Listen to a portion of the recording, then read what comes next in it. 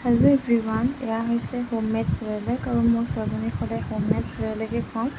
ইয়াত মচুৰ দালি, মগু দালি, চাউলৰ গুড়া, ড্ৰাই ফ্ৰুটছ সকলো মিক্স আছে আৰু মিক্সিত পিচি মই এইবোৰ পাউডাৰ টাইপত বনোৱা হৈছে।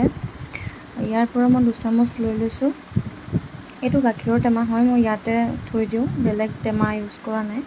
আৰু ইয়াত মই অলপমান ঠাণ্ডা পানী মিক্স কৰি প্ৰথমে ইয়াক মই অকণমান গুলি ল'ম।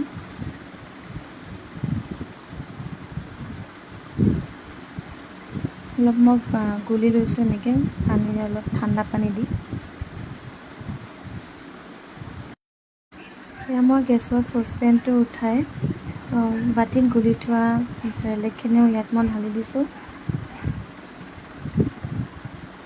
অলপমান ডাঠ হোৱালৈকে সিজাই থাকিব লাগিব, কাৰণ বেছি পনীয়া কৰিলেও ভাল নহয়। এনেকৈ উতলিবলৈ দিয়াৰ পিছত অলপমান ডাঠকৈ ৰাখিব,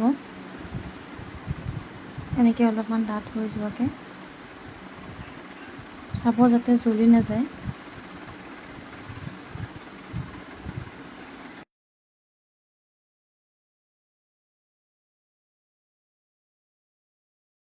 এইখিনি বনোৱা হৈ গ'ল আৰু মই ঠাণ্ডা হ'বলৈ ৰাখি দিম।